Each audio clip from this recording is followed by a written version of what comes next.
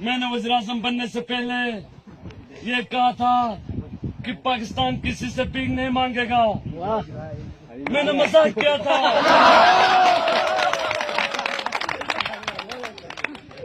मैंने ये भी बताया था कि बाहर की दुनिया से लोग पाकिस्तान में नौकरियां करने आएंगे।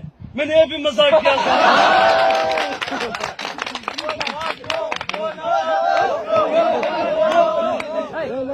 मैंने मजाक किया था, आप लोगों ने सीरियस लिया और मुझे वज़ीर-ए-आज़म बना। इसमें मेरी कोई गलती नहीं है।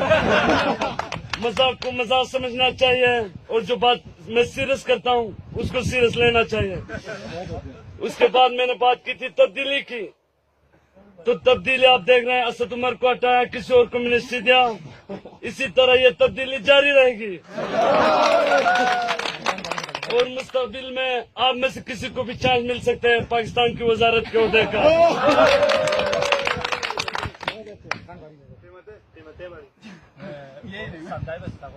कीमत इसलिए बढ़ाया ताकि हमारी चीज की कदर हो। पहले पाकिस्तानियों को कदर नहीं थी, अब हर चीज महंगा होता जा रहा है। पाकिस्तानियों को इस चीज की कदर है कि ये महंगी चीज है तो कम इस्तेमाल करेंगे।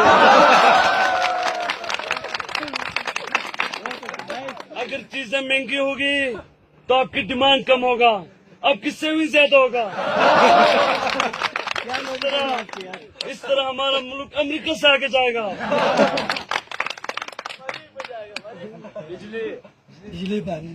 बिजली का लोड शेडिंग इसलिए किया जा रहा है ताकि आवाम को थोड़ा सुकून हो। अगर बिजली रहेगी आप लोग काम करते रहेंगे। अब किसी हाथ भी जरूरी है, इसलिए हमने बिजली का लोड शेडिंग किया ताकि आवाम वक्त पे सो जाए, ताकि ज़हनी तौर पर पाकिस्तानी तैयार रहे, ज़हनी तौर पर सुकून हासिल करें। और इस तरह लोड शेडिंग इंशाल्लाह हम जारी रखेंगे और इसका दौरानिया थोड़ा इससे ज्यादा करेंगे ताकि आप एक नया पाकिस्तान देख सकें। उसके अलावा मैं क्रिकेट की वजह से सारी दुनिया घुमा हूँ। आपका इलाका गिलगित बल्तिस्तान का इलाका नहायत खूबसूरत इलाका है, स्विट्जरलैंड जैसा इलाका है।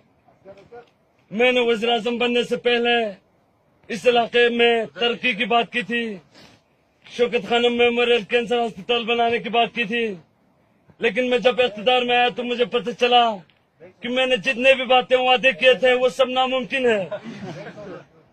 मैं भूल गया था कि काम करना और वैसे कहने में बहुत बड़ा फर्क है। रमजान में आप कितनी कमी करेंगे? रमजान में महंगाई में इजाफा होगा।